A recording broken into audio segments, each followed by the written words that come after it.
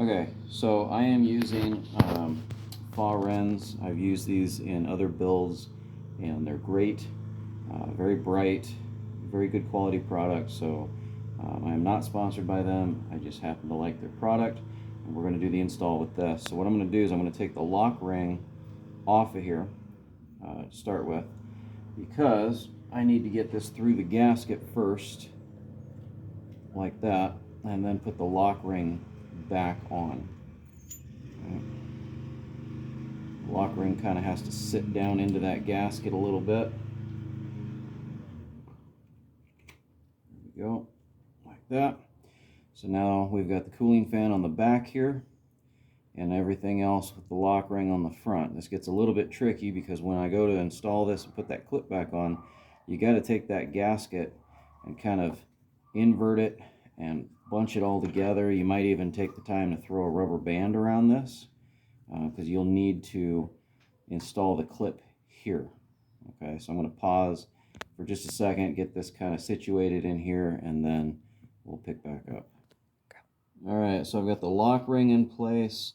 Now I got to get this clip in here. The way this goes, the little curly Q tucks in underneath the piece of plastic at the top of the lens, and then this flat section is going to tuck underneath that screw.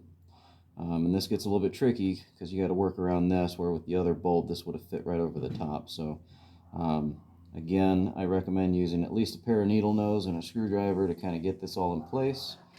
And get that curly Q in there first. There we go.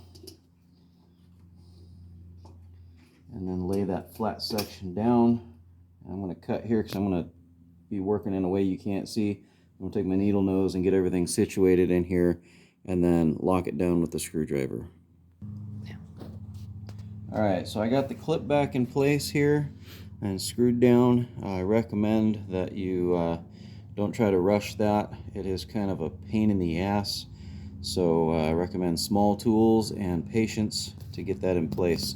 So now I'm just going to stretch the rubber gasket back around here. As you can see, the fan spins real nice right there. And I'm going to take the lock ring, I'm going to pull the plug and the resistor through here and get this in place, and then lock it down. Boom. Now this light's ready to go back on the vehicle, and so it goes on exactly the same way it came off. What I found with this unit here for me was that it tucked real nice right along the bottom. So you get this plugged in, tuck this behind as you're excuse me, that's the top, bottom, here we go. Get this plugged in, tuck this behind as you're putting everything back in place.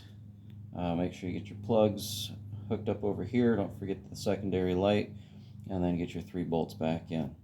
So I'm going to post some pictures that I took last night because it's daytime now, so it's hard to see. But last night you could see the white, bright LED versus the really dull yellow lights that I took out of here, the incandescents. So I'll go ahead and post those pictures in this post next to the videos. And then I'll probably show some pictures when I'm finished. I've painted up the grill and the trim. I'm getting ready to put on a bull bar, mostly for the lights, but you know, just kind of making some changes here. Put some classic stripes on the vehicle and you know, lift it and all that fun stuff. So anyways, thanks for watching. Hopefully this was helpful for some of you guys. It is an H4 bulb. Thank you for the person who let me know that. I asked before I ordered, just so I made sure I had the right bulb. And